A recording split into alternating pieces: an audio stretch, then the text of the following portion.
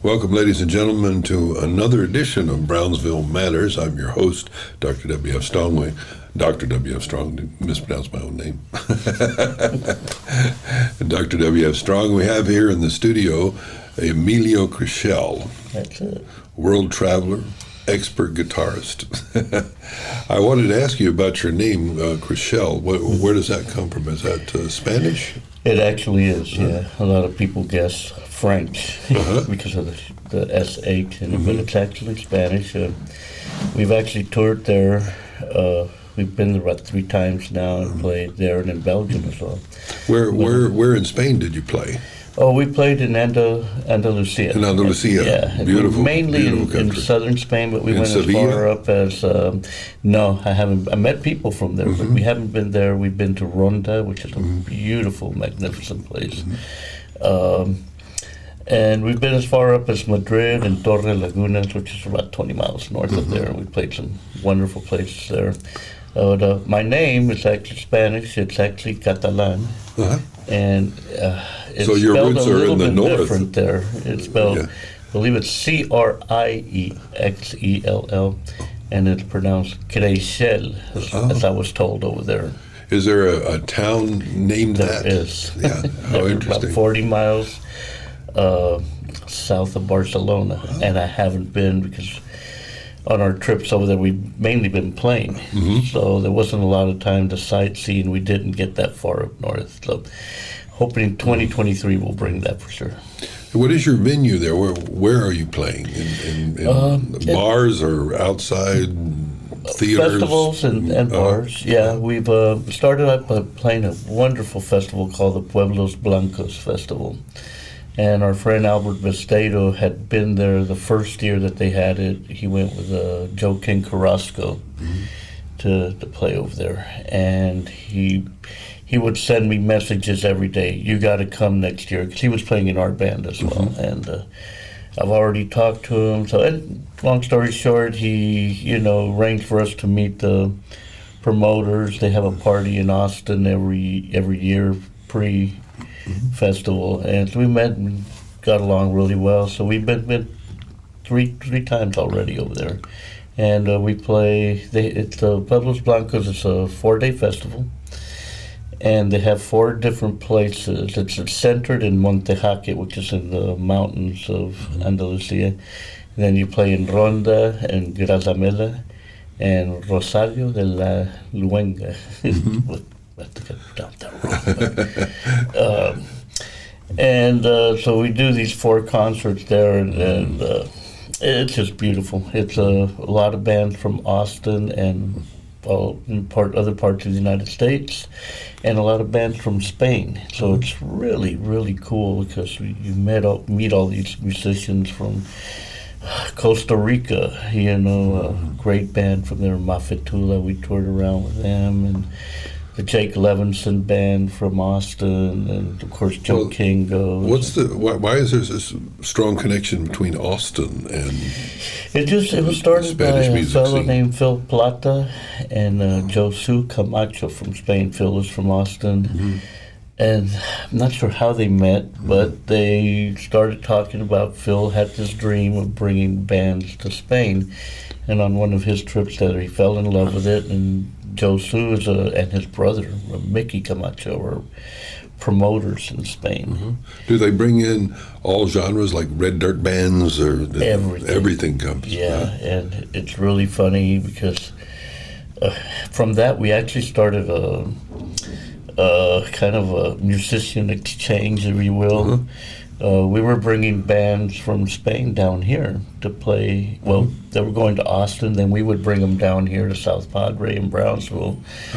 And that's awesome. And then we would go up there and they would get us gigs. So it was a really very cool arrangement. That was all pre-pandemic. Unfortunately, it slowed down a little bit lately because of the situation there. But I've spent a couple of months in Sevilla and in Madrid. I have friends there. And the night music scene is just wonderful. Just wonderful. Just wonderful. Just the whole way of living there. I really fell in love with it, If you go along the river in Sevilla, the Guadalquivir, the river runs through there, which our river is named for. The Rio Bravo was named for the Guadalquivir. Yeah. And but along that river, they have it goes on for about probably 2 or 3 miles of nightclubs that are on the river, often with live bands, and it's just wonderful. I've seen pictures from my friend Gloria, who lives there, and she's always putting up pictures on Facebook and stuff like that, and I stay in touch with her, and she said, we see beautiful pictures of there. We haven't been there, though. Well, how do they respond to these various genres of music? What do the local Spaniards tend to like most? A lot of blues and anything American really is, like much of Europe, they really revere American music and musicians who were treated just wonderfully there, And what's funny, it's the other way around. It's like the musicians from Spain all love American music. So you would think that, all these Spanish bands are playing flamenco and stuff like that, and it's the opposite. There's one band called Chisholm Cattle, and they play country. The Spanish band is named? Yeah, actually, we brought them down to the island and to Brownsville, and they came and played down here, and people were like, wow, they might have a little bit of an accent because, they're Spanish, sure. but the playing is just, there's bands like the Widowmakers and Suso Diaz and the Appaloosas. And we brought Suso down, and they played here at the Hueso de Fraile, and a lot of our friends, and it was kind of my mistake, I didn't tell them what they do, but they really sound a lot like Tom Petty, and they do kind of Americana. And a lot of our friends went and saw them. We packed the place at the Hueso. They came and played. Just 2 of them came for that. Excuse me. And they started their set, and some of these guys were expecting, flamenco. And it was anything but. And they were great, and people eventually warmed up. At first, they were a little taken aback, like, well, I thought these guys were going to be more like, Spanish, like flamenco. No, Well, that's just like saying everybody in the valley is going to sound Tejano. Yeah, that's right. Which is far from the truth, of course. But yeah, I remember hearing a singer there in Madrid. Her name was Bebe, and she was very well known in Spain. And I remember one of her songs, very powerful, is called Malo. And anyway, she was, and I still run across her from time to time. Now, of course, she was more, I guess you might call her Spanish rock, but Spanish pop at times. Yeah. But powerful, charismatic singer. Oh yeah, really wonderful. So I'm happy to know that you bring them here from time to time. And they love it. They love it down here. A lot of them will come to Austin, Sure. But then we got to know people there, and it's just like I said, the festival is beautiful in that it brings a lot of musicians together.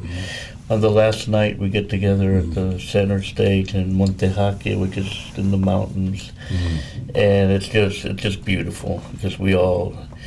And it's a musician's heaven because all we do is talk about music. Music, of course, yes, and all of us from, there's people from Memphis there, Nashville, it's just all over, and then people from Spain, like I said, Costa Rica, all over the place. So we get to learn a lot about their culture and how they approach music, and musicians love to talk about music, so we just go on and on and on, and you go from one table and one person to another, and it's just a beautiful time. Well, let's talk about your upbringing. When did you first pick up a guitar? Oh gosh, I was probably 13 years old. I'd grown up listening to music all my life. My mom had studied to be a concert pianist, and before she became a full-time mom and raising us brats. But did you grow up here in Brownsville? Yeah, here in Brownsville, yeah. And my dad didn't play an instrument, but he loved music. So since I was this big, he was Do you have big LPs? A big LP, a lot of big band music, anything from Frank Sinatra, Tony Bennett, Duke Ellington, Count Basie, the Dorsey Brothers, to Agustin Lara, Cello Silva, which is, are you familiar with Cello Silva? Yeah. I've heard the name anyway. Yeah, well, she pretty prominent in our house because she had a kind of a history with my uncle. My uncle was Tito Crixell, who had an orchestra here in Brownsville, probably the 20s. Wow. But he was, I believe he discovered cello and was instrumental in telling her to move to Mexico City, I think it was, where she went, where she became famous and internationally known, But that was the range of music that I grew up with, But how did you get into the guitar for big band music, Well, what happened was a musical occurrence that changed the world for a lot of us, my age especially, was the Beatles. When I was like 9 years old, they came on at Sullivan, and all of a sudden I had my music. I had me and my dad's music, which we always shared, but then all of a sudden it was like, this was something new, and then the Rolling Stones, and so on and so on. And the Rolling Stones are still going. Doesn't that blow your mind? I have so much respect for those guys to be able to do it. But what is Mick now? He's like 82 or something. They're getting up there. I think they're still in their 70s, but even like Carlos Santana, 74, and still touring, I heard Paul McCartney in concert 3 months ago in Fort Worth. He's 79. Wow. And he was up there for 2.5 hours. Right. And he played like 8 different instruments. I saw him live once solo, and he did the same thing. He was playing for the Neil Young Rainbow Bridge concert. I actually got to jam with Neil really? Quite a few times. How cool. Yeah, and living in California when I did. And him and his wife would put on this concert every year for to teach about assisted living. They had a child with a cerebral palsy. Him and his then wife Peggy, and so they had this concert every year to raise money for the school, and so they would have great acts, all acoustic. But Paul went up and did a show by himself, which was just amazing, and well, the only thing I could tell about how age has compromised him at all is vocally, but his playing was he's spot superb. on. Yeah, he's amazing. But back to your so you got into the guitar because of the Beatles and the rock. We started a band here in Brownsville, and we would rehearse here on St. Francis Street when we were kids, and I didn't even play an instrument yet. I just knew I had to be in a band. I did, and then. So you were in a band without an instrument? Well, I was singing and crying, anyways. Okay. And, our bass player at the time, Nigel Lopez, decided he wanted to be a rhythm guitarist. We had a lead guitarist, and so he pretty much assigned the bass to me. And I was like, okay, I'm a bass player. Yeah, pretty much that was it. Here, take this, learn it. And that's how I learned. I had no formal training, just learning by ear. And, I guess the first thing I learned was how to dissect music. And I said, well, I'm going to play bass. I better learn how to listen to it. So I would we had those little record players, 45 45s, RPM, I'd play those, and I would just tune everything out except for the bass guitar. To this day, now that I play guitar, though, I still, when I hear a song, the first thing I hear is the bass guitar. Right. I love the bass guitar, and I just learned like that. And the thing I could say is that I picked up a Mel Bay book, How to Learn to Play Electric Guitar. At 13, I really didn't get it. I didn't know what I was reading here. Tabs. At the very end, they had an illustration of the bass neck with all the notes pointing at every fret that you had. And I said, well, I don't know what this book is saying, but I'm going to memorize this, you know. And just learning on my own, when I learned the notes and the key the song is in, everything, I could connect the dots all of a sudden, and that took me a long way. You know, wasn't much later that I actually started learning about theory and stuff like that. I was a rock and roller, you know. I was playing rock. What was the first guitar you had? Do you remember? Oh God, it was a bass guitar. It was a realistic from Radio Shack, and it was a Beatles bass. It's on hanging on my wall at home right now. Do you remember what it cost? No, gosh. I think my parents probably bought it for me. Probably like $20, you know, or something. Something ridiculous like that. I remember the first amp. Did you have the amplifiers? The first amplifier I bought was a custom 315-inch speakers, taller than I was, and my dad said, "Well, if you're gonna want to buy an amp, you're gonna get a job." And he got me a loan at Pan American Bank over here on Levy Street, and I worked at HEB's. At that one downtown. That one downtown. Cool. Oh, cool. And that's how I got my first amp. But I swear I look tiny next to it. Now, was your family accommodating that? Because, you know, a lot of times families with the kids, they say, "Oh God, it's too loud. Turn it down. Stop." A little bit of both. Yeah. I mean, I don't know how they put up with me at sometimes, but my dad loved music, but he loved his music. Mm-hmm. You know, which is back growing up in the 50s and 60s when I did, there was such a thing as the generation gap. Sure, yes, you remember that? Yeah. And so he, you know... Like my father was similar. He was all Herb Albert and the Tijuana Brass and the big bands, and that was his music. Uh-huh. Right. So there was a time when, you know... All that hippie stuff. Yeah, you know, you're playing that hippie stuff. You know, I like my music, you like your music. And, but I think every generation does that. You know, every generation has to define themselves in a unique way with their unique music. Oh, sure, absolutely. I mean, there's probably music today that you don't get.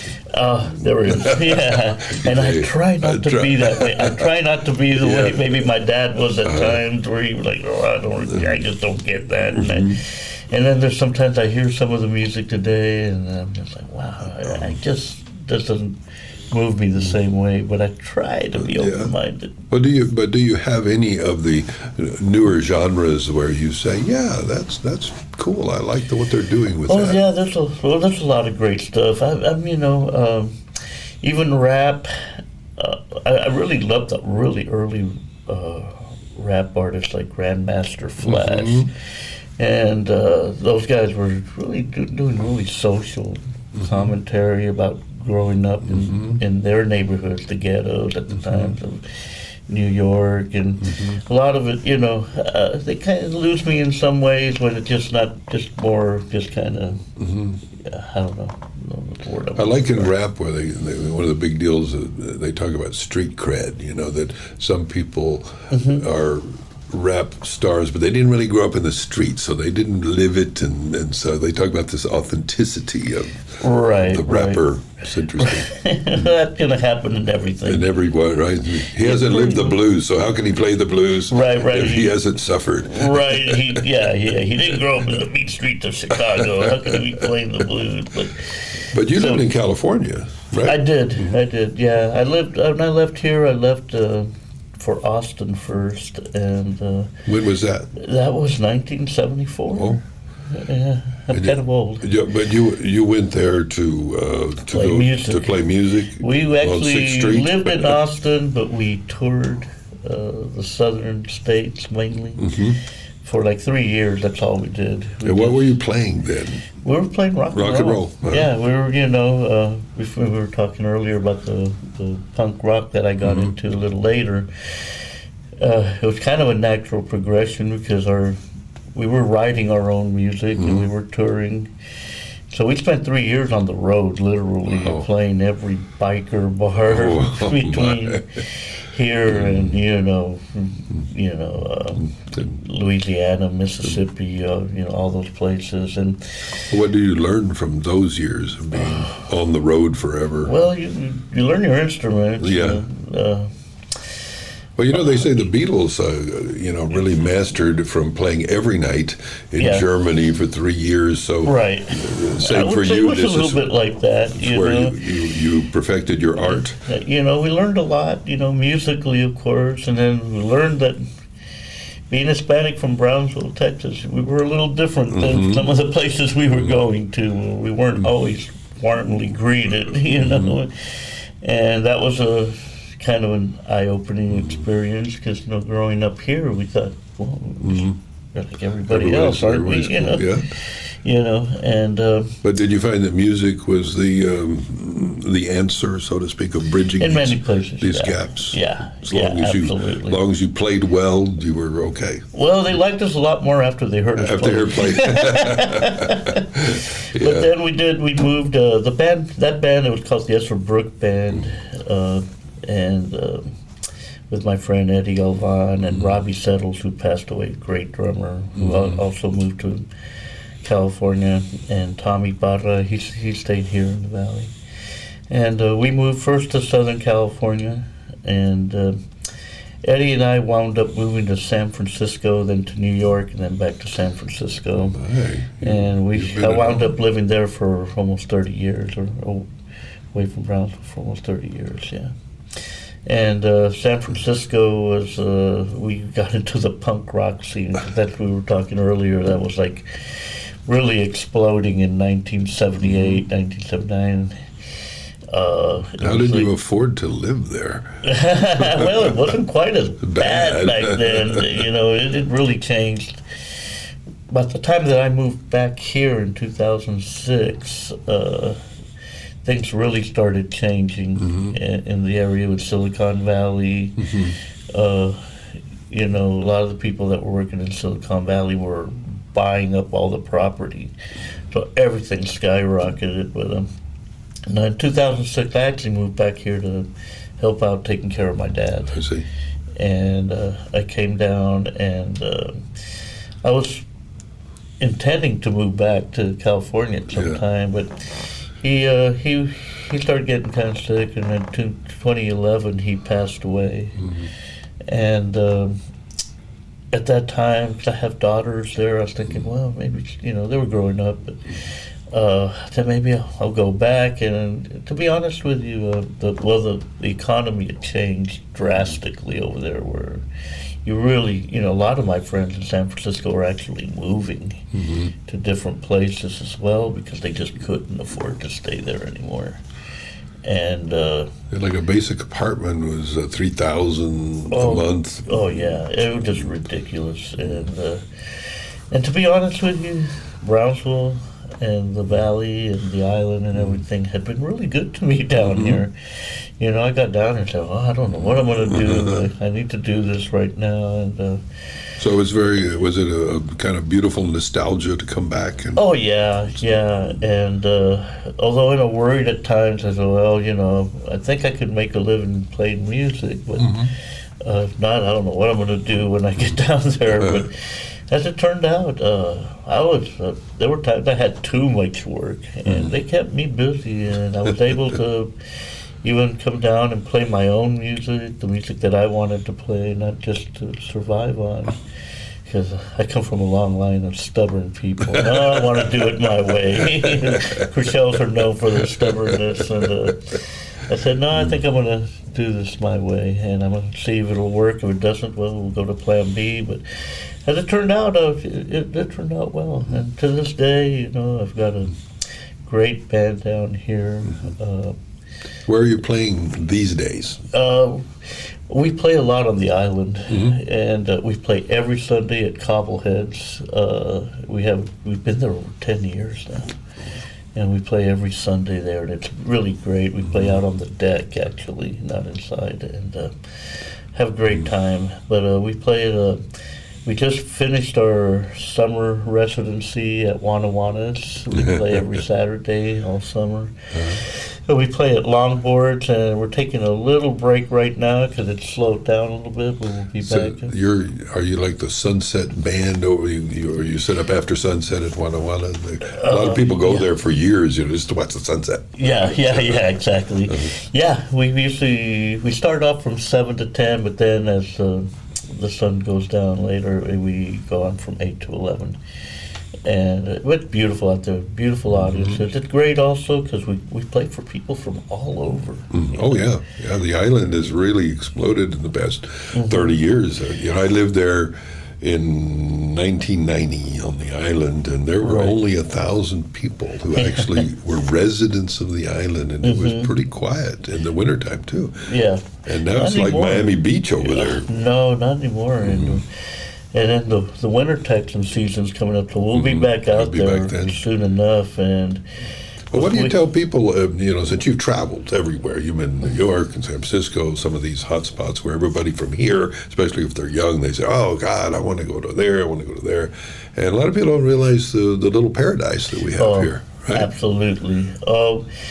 Well, it's funny because some of my friends in California, when I would come down here, even because I was always coming down here during the summer, I'd bring my daughter down to see the grandparents, and I'd spend time down here and see my musician friends as well. And they got this, they still have this idea that Texas is like dusty old west, we're riding horses to the store or something, and I'm like, no, and especially where I'm from, it's a whole different world down here, even than the rest of Texas, and very tropical palm trees, Wild parrots. and it's, and the Mexican culture is very prominent here, so it's nothing like what, and I've had friends come down dominant. here, and they're blown away. It's just like nothing what I expected, and they really wind up liking it a lot, so. Yeah, they come from someplace like San Francisco, and they see the real estate prices, and they say, well, I'll take 3 homes. Yeah, absolutely. So, that's what I tell them. Well, first of all, it's not what you've imagined it to be, and, so what's seeing is believing. When they get down here, they really kind of get it. And they go, oh, wow, I see why you're here. At first they're going, are you crazy? But no, it's a beautiful place. And what I always tell the people, and I know when I go to places like Spain and Belgium, people ask me, well, what is it that you like so much over there? And there's many things to like, but it always comes down to the people. It always comes down to the people. I wasn't able to go the last 2 years because of the pandemic, but I'm hoping to get back the next year, and that's what I miss the most. It's just people. The people are, we've just made so many friends that I don't want to lose track of. If I don't have to, I'd rather not. And I'd rather love to see them again, and of course, the food is wonderful. Oh, yeah, the paella. The paella is superb. Yeah. I want to tell you a little story that when I took a group of students on a study abroad program to Sevilla, like 15 years ago. Okay. And I decided to look up a guy that had been, I grew up in Falfurrias. And there was a guy who came to study there. He was actually at Texas A&I University, but he was a foreign exchange student from Sevilla. And he came to our house for dinner a few times, and he was close to my parents, whatever. And it's Julio Mendez, and so when I was there, I thought, well, it's been a long time. I remember he borrowed my motorcycle a lot when he was in town. And so anyway, I called him up, and he was so happy to hear from me, remembered me, my family, and everything. He asked me what I was doing. And he was actually vice president of Cruz Campo, the big beer company. Oh, yeah. Right. I know Cruz Campo well. And you talk about the people, the people being extraordinary. And he said to me, so what are you doing? What are you doing with all these students? And I said, well, we're just here and study abroad, studying Spanish and culture. And he said, well, you have to bring them all to the Fabrica. Come tomorrow. Yeah. Bring all of them. And I said, there's 30 students. He said, bring them all. I'm going to give them lunch. And so he he had us all come over, and he had lunch for us in the cafeteria or whatever of the company. Served us beer, of course. Gave every one of them a free book by Gecko, artist paintings and all. And then he said, I want you to come out this weekend. I'm going to send buses for you, and we're going to take you out to my villa in the country, and we're going to have flamenco and paella and everything. So he had us a grand celebration at his villa. And so I asked him, I said, why? So it's wonderful you did all this, but why? He said, when I was in South Texas, people were so good to me. Yeah. They were so good to me everywhere, so friendly. He said, I always remembered that, and there's no way that I could have you come here and not be a good host to you. Absolutely, absolutely. And when people come here from there, I try my best to do the same, because we've been treated so well, so well. I look forward to hearing you this winter. I hope at so. Walla Walla. Good to meet you. Thanks for coming in, Emilio. Real pleasure. Enjoyed it. Enjoyed it very much. Thank you.